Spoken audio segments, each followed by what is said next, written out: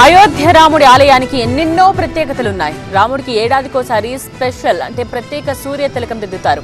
అయితే ఈ తిలకం దిద్దేది సూర్య భగవానుడే. సూర్యుడే ఈ తిలకాన్ని రాముడి నుదుటి మీద దిద్దుతాడు.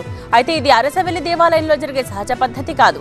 ప్రత్యేకమైన టెక్నాలజీ ద్వారా సూర్యకిరణాలు గర్భగుడిలో కొలువైన రాముల వారి లాలట ఫలకాన్ని తాకుతాయి. అయోధ్య రామాలయ నిర్మాణం G+2గా ఉంటుంది. అంటే ground floor, first floor, second floor గా ఉంటుంది. గ్రౌండ్ ఫ్లోర్ లోని గర్భగుడిలో రాముడు కొలువై ఉంటాడు. సూర్యకిరణాలు పట్టడం కోసం సెకండ్ ఫ్లోర్ పైన ఒక పైప్ అమర్చే ఆప్షన్ ఉంది. బ్లూ కలర్ లో ఉన్న పైప్ కు ఎదురుగా ఒక అద్దాన్ని అమర్చుతారు. సూర్యకాంతి ఆ అద్దం నుండి ప్రత్యేకంగా అమర్చిన పైప్ ద్వారా గ్రౌండ్ ఫ్లోర్ లోని గర్భగుడి దాకా వెళుతుంది.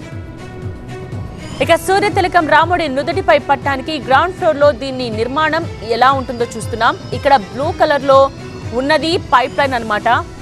సో సెకండ్ ఫ్లోర్ పై నుంచి పైప్ ద్వారా వచ్చే సూర్యకాంతి గ్రౌండ్ ఫ్లోర్ లో ఇలా కనిపిస్తూ ఉంటుంది. ఈ పైప్ కు ఎదురుగా ఉన్నది దీర్ఘచతురస్రాకారంలో ఉన్న చోటే రాముల వారి విగ్రహాన్ని నెలకొల్పారు.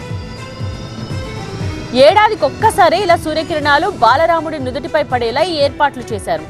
ఏడాది ఒక్కసారి అంటే రాముడి పుట్టినరోజున అన్నమాట. రాముడి జన్మదినమైన శ్రీరామనవమి రోజున మధ్యాహ్నం 12 గంటలకు సూర్యుడు నడినెత్తిన ఉన్నప్పుడు సూర్యకిరణాలు రాముడిని తాకుతాయి. అది కూడా 6 నిమిషాల పాటని చెప్తున్నారు. రూర్కీకి చెందిన central building research institute CBRI ఈ సూర్య తిలక యంత్రాంగాన్ని రూపొందిస్తోంది. అయితే ఈ సూర్య తిలకం కాన్సెప్ట్ వెంటనే అమల్లోకి రాదు. ఆలయం నిర్మాణం పూర్తయిన తర్వాతే ఇది అందుబాటులోకి వస్తుందని CBRI డైరెక్టర్ ప్రదీప్ కుమార్ రామంచర్ల చెప్తున్నారు. ఇక సూర్యకాంతిని ప్రతిబింబించే అద్దాన్ని బెంగళూరుకు చెందిన Indian institute of astrophysics IIA అందిస్తోంది.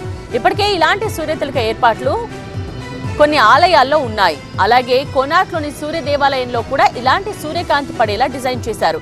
మరికొద్ది రోజుల్లో అంటే అయోధ్య రామాలయం పూర్తయిన తరువాత దశరథ నందనునికి సూర్య తిలకం దిద్దే ఏర్పాటు పూర్తవుతుంది.